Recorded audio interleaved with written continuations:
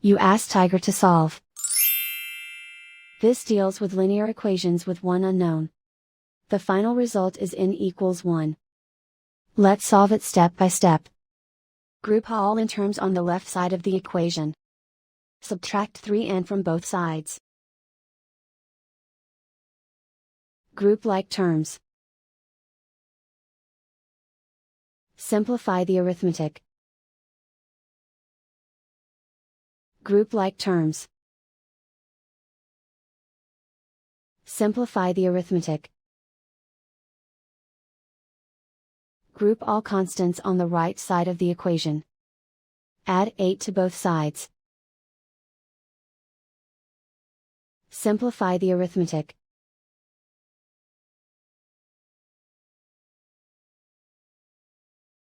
Isolate the n. Divide both sides by 7. Simplify the fraction.